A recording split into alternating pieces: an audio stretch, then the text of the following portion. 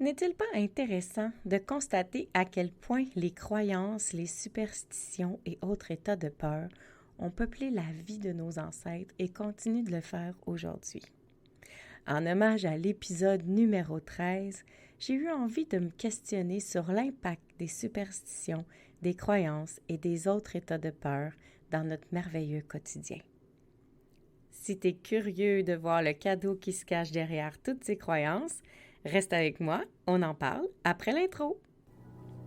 Parce qu'on a tous des vies occupées, des agendas surchargés et que malgré tout, on aimerait apprendre à se déposer. L'architecte de l'âme, c'est ta pause zen. Un endroit pour t'aérer le cerveau, arrêter de réfléchir et juste te laisser inspirer. Un endroit pour toi, pour apprendre à sortir du mode cruise control qu'on a adopté et recommencer à cultiver la joie. Ensemble, on va se les remettre les deux mains sur le volant.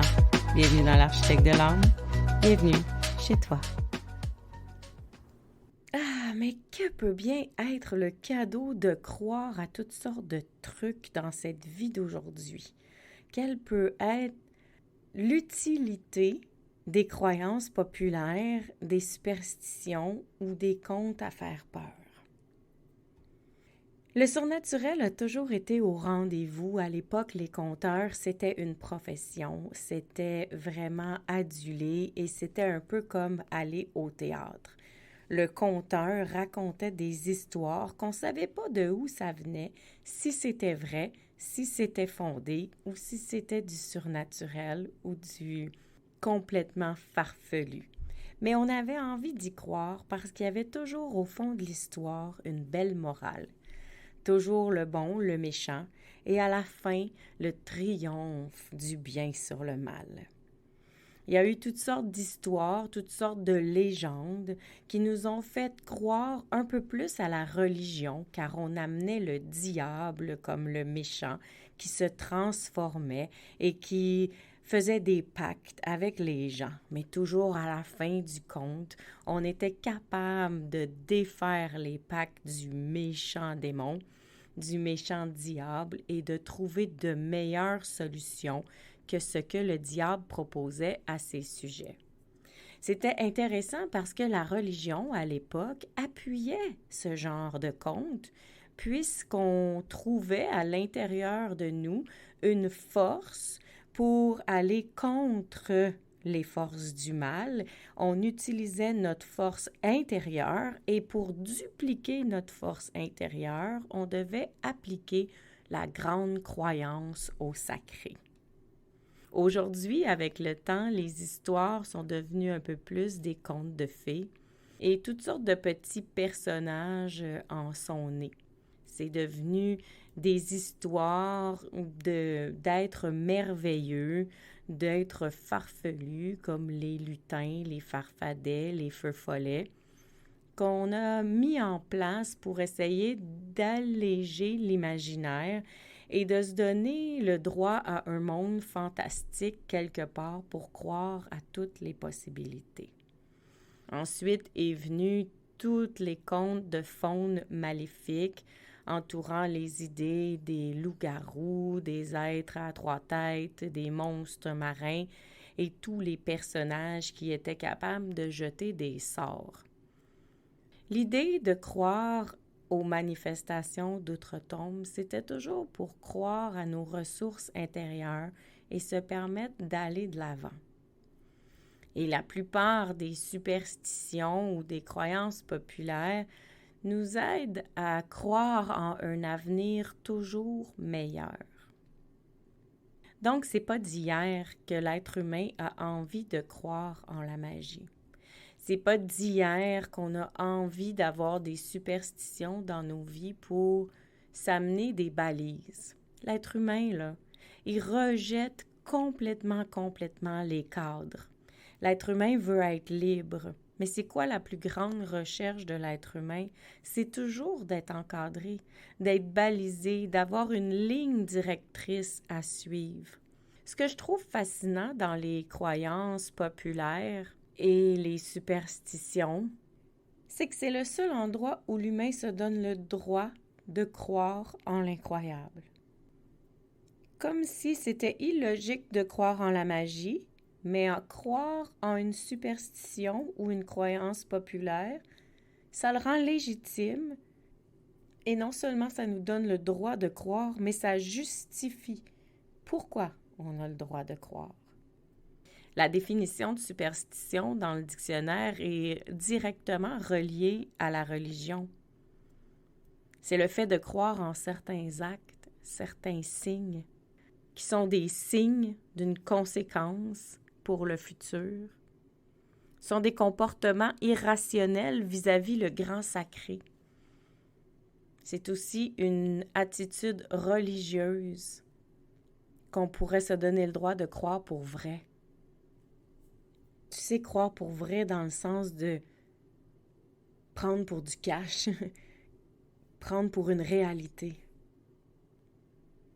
Alors, ça fait longtemps que les superstitions sont associées à la religion et au bien et au mal, parce que la religion, elle était toujours axée sur le bien et le mal. Donc, dans sa grande quête de se défaire de tous ces paradigmes-là, l'humain emprunte toutes sortes d'autres petits détours pour quand même encore croire. Selon toi, à quoi ça sert de croire que quand je m'assois devant une fenêtre ouverte à l'automne ou à l'hiver, je vais assurément attraper un torticolis? À quoi ça sert de croire qu'une femme qui est dans sa semaine de règles va pas réussir son gâteau? À quoi ça sert de croire que si je chante la messe des morts sans raison, je suis en train d'attirer la mortalité dans ma maison? À quoi ça sert de croire que si je balance un berceau vide, je vais automatiquement donner des coliques au bébé qui m'entoure? À quoi ça sert de croire que quand je marche avec quelqu'un et que je laisse un arbre nous séparer, c'est signe de mauvais présage et de déception? À quoi ça sert que pour que quelque chose se réalise, je dois toucher du bois afin d'attirer la bonne fortune ou le bon sort sur ce projet-là? Eh bien, tu aimeras peut-être pas ma réponse, mais ça sert à se détacher du résultat. Ça sert à s'éloigner de notre pouvoir de création. Parce que si je deviens conscient que je crée tout dans ma vie, dans mon entourage, je deviens conscient en quelque part de mon propre pouvoir mystique, magique, mais surtout, je deviens responsable. Et si je suis responsable de tout ce qui m'arrive dans ma vie, ça veut dire que je suis responsable autant de mes bonheurs que de mes malheurs. Facile de se donner la responsabilité d'une création positive. Mais pourquoi on voudrait être responsable, être la cause de nos propres malheurs? Alors, les croyances populaires et les superstitions et tous les autres états de peur qui nous gardent dans un imaginaire créatif viennent nous détacher de cette grande responsabilité spirituelle. Et quand c'est pas de ma faute, quand c'est la faute de la vie ou quand c'est la faute des autres, mais à ce moment-là, j'ai rien à changer. J'ai rien à observer de moi et j'ai rien à améliorer. C'est à cause du mauvais sort, c'est à cause de la malchance. Quand c'est à cause de l'extérieur qu'il m'arrive quelque chose de le fun, quand c'est à cause de l'autre qui s'est planté dans une course que je suis arrivé premier, c'est facile de se sentir bien et aligné. Pourtant, l'effet contraire, on veut pas. Quand quelqu'un dit « Ah, t'es donc bien chanceux de partir en voyage tout l'hiver », tu vas être le premier à répondre « Hey, wow, j'ai travaillé fort. J'ai ramassé mes sous tout l'été. J'ai travaillé de mes mains. J'ai travaillé les week-ends. J'ai travaillé les soirs. J'ai fait 60 heures par semaine. C'est pas de la chance si je pars en voyage tout l'hiver. Je l'ai gagné, je l'ai travaillé à la sueur de mon front, je l'ai mérité. C'est loin d'être à cause que je suis chanceux. Mais quand quelqu'un te dit t'es vraiment malchanceux d'avoir un accident, tu vas dire ah oui, la vie m'en veut. Je sais pas pourquoi j'ai eu ça, je le méritais tellement pas. Ça doit être parce que j'étais passée sous une échelle la semaine d'avant. En plus, dans cette journée-là, j'avais réalisé que ma voisine avait un chat noir et qui venait souvent s'asseoir les soirs de pleine lune sur mon balcon. C'est clair que j'ai eu un accident à cause de ça. Parce qu'on ne veut pas avoir la responsabilité, on ne veut pas être la cause du mauvais sort. On est des bonnes personnes. Et ce qui est intéressant, c'est qu'on ajoute le mérite là-dedans.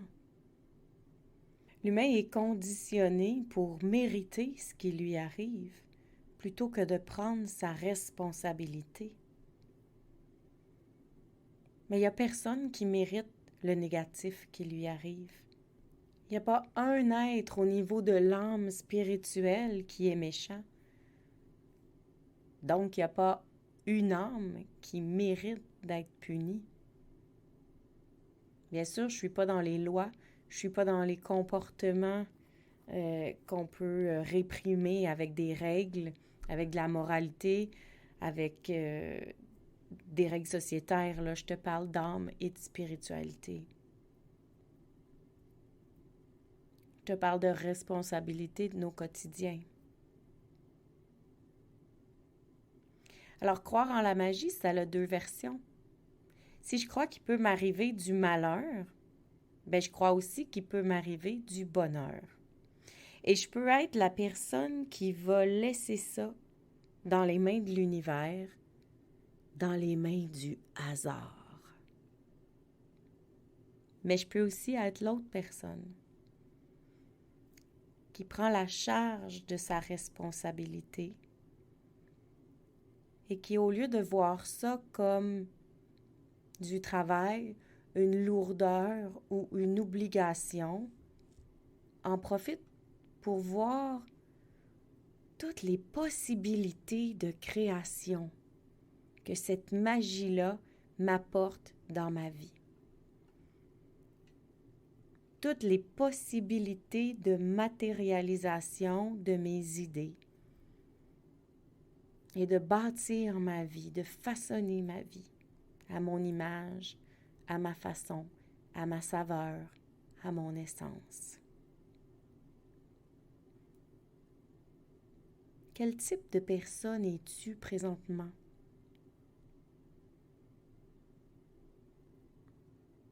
Et peu importe qui tu es aujourd'hui, qui as-tu envie d'être demain? À quoi as-tu envie de croire à partir de maintenant?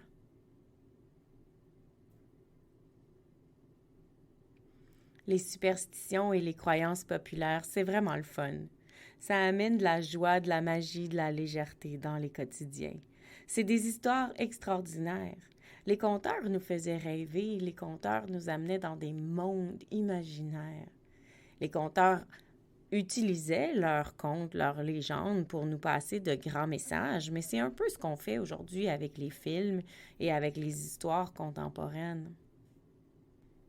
Et si ces mondes farfelus avaient été créés juste pour nous aider à connecter à ce qu'on a déjà à l'intérieur de nous?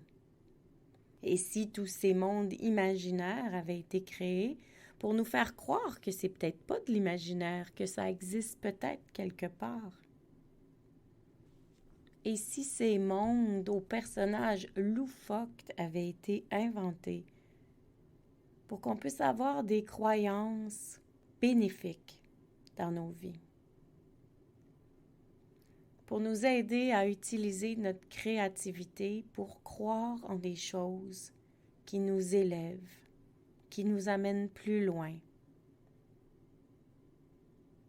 plutôt que des superstitions, des croyances populaires qui nous tirent vers le bas, qui nous gardent dans un état de peur et qui nous empêchent de voir devant.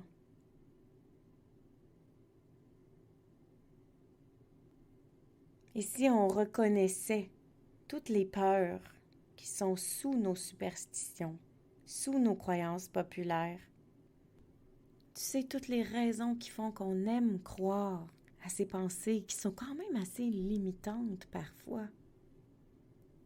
Et si on reconnaissait ces peurs cachées-là comme des grands messages de ce qui se passe dans notre propre vie.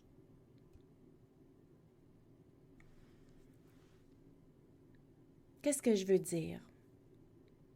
Mais prends le temps de faire une liste d'une dizaine de croyances et superstitions que tu as dans ta vie. Prends le temps de vérifier. Qu'est-ce que ça t'apporte de croire à ça? Quelle balise ça t'amène dans tes quotidiens? Et qu'est-ce que ça serait si tu n'y croyais pas? Qu'est-ce qui changerait autour de toi? Qu'est-ce qui serait différent? Et qu'est-ce que ça t'obligerait à mettre en place si tu n'y croyais pas à cette croyance populaire ou à cette superstition? Et en voyant ce que ça change, c'est là que tu vas découvrir quelle peur qui est cachée pour toi. Pourquoi ça te fait du bien de croire à ça? Et c'est où que tu n'as pas envie de prendre ta responsabilité spirituelle? Donc, un simple exercice de vérifier pourquoi on croit à ce qu'on croit va nous amener à voir à quel point on aime la facilité, à quel point on aime choisir ce qui est simple. Mais c'est pas un peu contradictoire? Dans cette grande recherche de légèreté, de liberté et de simplicité, voilà qu'on s'oblige à croire à un paquet de trucs qui nous emboîtent, qui nous encadrent et qui nous enchaînent. Wow! Superstitions, croyances populaires et autres états de peur. Simplement un beau reflet de société pour se montrer à quel point on n'a pas envie d'être conscient qu'on a le pouvoir sur notre vie, qu'on crée notre vie et qu'on est spirituellement responsable de tout ce qui nous arrive. Qu'est-ce que ça te fait sentir de prendre conscience qu'on ne veut pas être responsable dans le fond?